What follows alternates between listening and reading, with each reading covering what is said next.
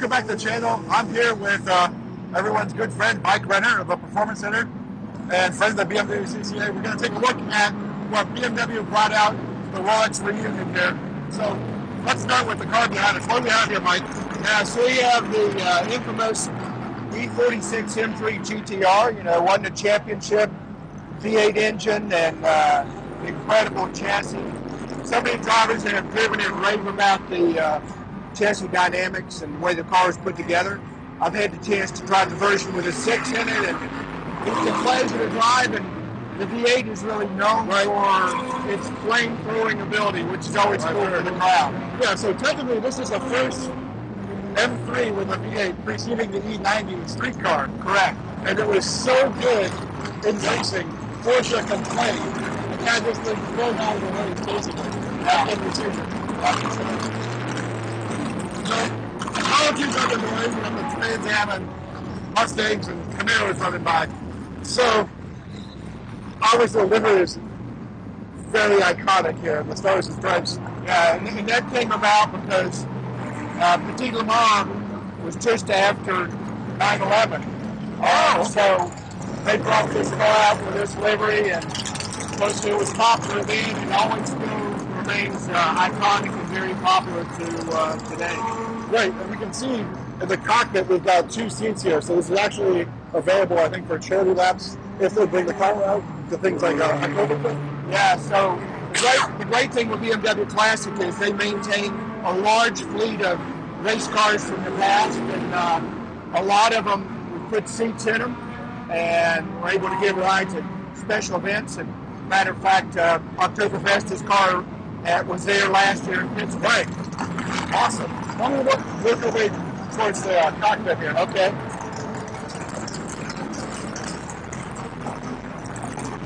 So, you know, today the cars, pretty much all the race cars are paddle shift.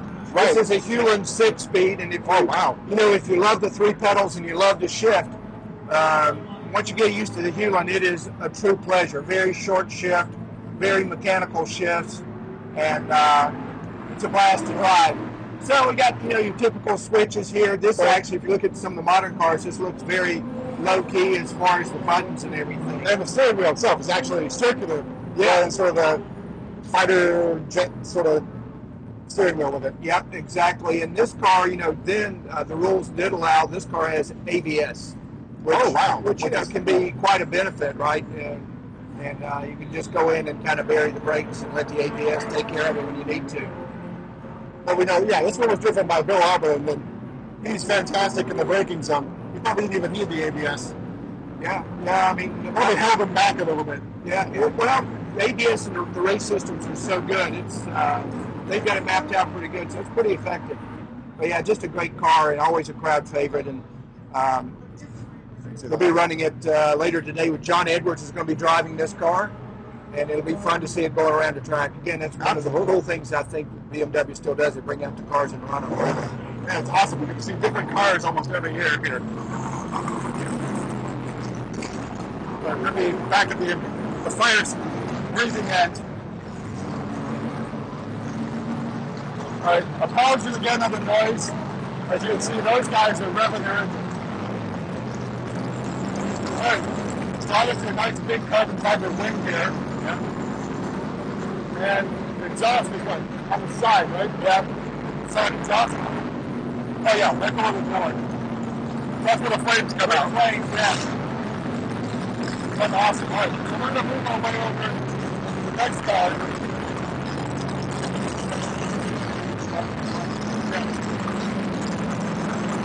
Really loud. Flames down.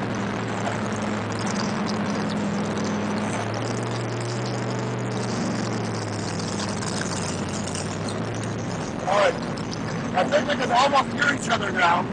So we moved on to the E92 M3.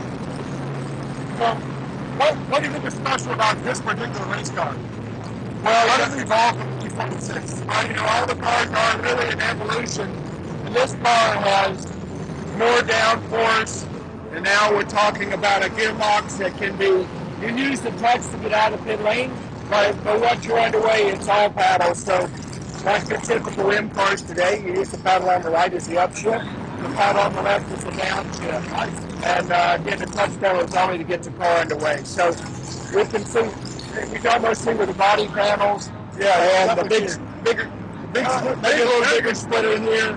So ducting up here, pushing there, more down force. Even the mirrors, we're starting to see that they have a flatter. Believe it or not, this is more aero. Yeah, amazing.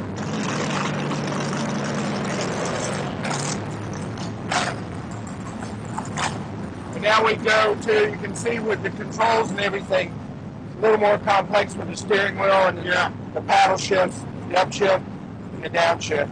And the other car had a seat that was on a slider. So this one is now fixed. Yeah. So pedal box. Yeah. Right? So with the E46, you know, if you had Bill Hartland in it, he obviously liked to have closer forward, and so it had a little metal rod here. You stomp on it and push it back. Wow. It actually, the system worked pretty well, right? So if Bill was in it, seat be all the way back, he would loosen up the belts a bit, slam it forward, and cinch the belts. He's good to go. Now, pretty much all the modern race cars, it is enhanced safety to have the seat fixed. Right. So now you have a little lever right here that you can move the pedal box back and forth. So you just adjust the pedal for the driver. Yep. All in the name of safety for the driver, because that's about the importance for all these guys who put their basically their lives on the line. Yeah, the other thing with this car is they mandated that the cars had to have some driver cooling to bring it down to a certain level.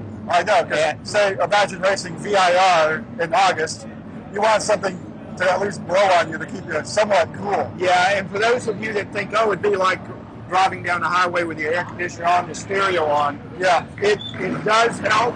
But it's not, I mean, you're still very hot in the car. They're almost gone, yeah. Because everything's closed up, so even with this AC system, it still gets very hard.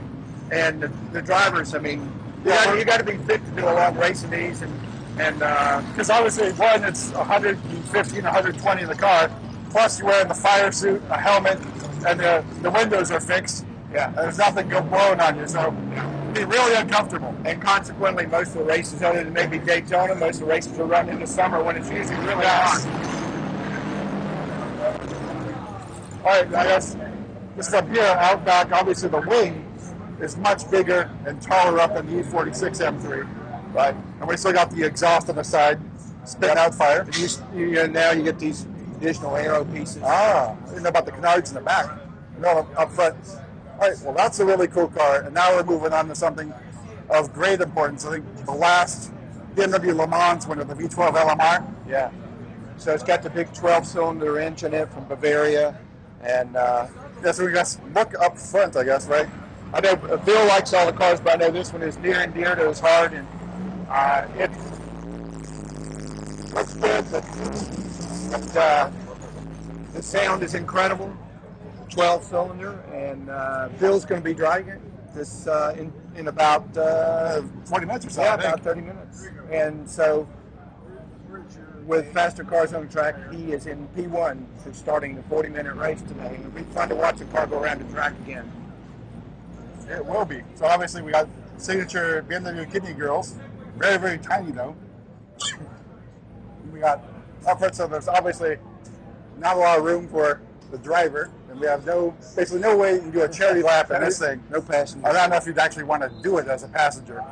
I think you get. I'm sure you get some of them, but most people like open cockpit, blasting down the straight. Yeah, if you could sell things, I think you could sell a lot of them.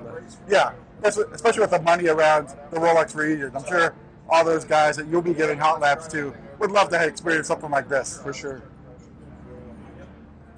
And in terms of aero, so we got basically a scoop here to help cool the engine, I'm guessing here. Yep. And obviously not a ginormous tall wing, but we got a wing back there to help it on downforce. Yeah, I mean, compared to the modern car, not near as much downforce. This is you know, the 1999, so things have evolved a lot.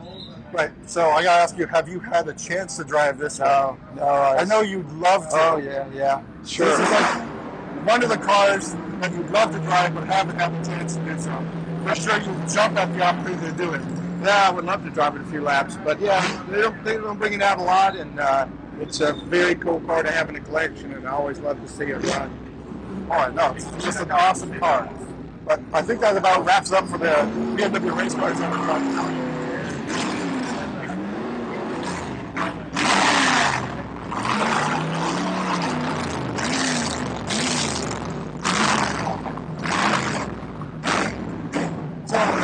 Last but not least is obviously the M5 that you're giving hot laps to the VIP of the VIPs of the reunion here. Right. But if you go to many of the IMSA races, at least on the East Coast and Central, you can get a hot lap on one of these cars, either driven by you or Andy Van Cleef, often goes with you, or Derek Leonard, and Matt Mullins. I think at Road Atlanta and Daytona. Yeah, we travel to most of the IMSA races for the hot lap program. Matter of fact, we'll be at VIR next weekend, so on the go again. But now this is an M5 we shipped in from our facility in Thermal.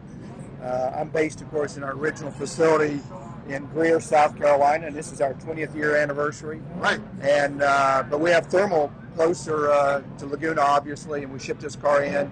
New graphics on it. I think they look great. What do you think? I think they look great too. Yeah, and the M5 is, you know, can be configured. It's all-wheel drive, or you can do rear axle only. So what's your favorite? If you're giving the hot lap, what mode are you in? If you want to have the most fun. So, you know, if I'm just going fast for a hot lap, it is all-wheel drive is the fastest. Right. I used to do sport throttle and DSC off, and I like comfort steering. Yeah, and then not too windy. If there's an opportunity, you know, I might have it preset so I can push the button and do rear axle only and do a little drifting. Of course. That gives you that. It gives you the option, but the fastest mode is all-wheel drive, DSC off. Right. So I think that's, if I remember right, that's four-wheel drive sport in the configuration. Not sport. Okay. Yeah, just four-wheel drive. Okay. Yeah. Yeah, because I guess the sport puts more of the bias to the rear. Yeah. Okay. Yeah. Ultimately, and you know, hot laps will go pretty quick. We're not saying qualifying times, but that, you know, if you want to go the fastest, that's the fastest. So a really cool car. It's amazing, the comfort and the speed. I know, it's a stealthy highway cruiser. Well, obviously not too stealthy with graphics on it, but a standard one without the performance driving score on it. It's going to be a sleeper. Yeah. It's awesome. So, Mike, again, thanks for the time that you took to take us around the paddock, as usual. My pleasure. He's always got time for every number. And as you said, go see him at the Performance Center. CCA members get 15% off, so obviously it's a very good deal. And lots of champions do club events, either in Greer or in Thermal. Yeah, the champions of the club have been very good in supporting the programs. We do a lot of Club M days where we drive only M cars. Yep. And we'd love to have everybody come out and ride with us. Absolutely. Again, Mike, thanks for your time. My pleasure.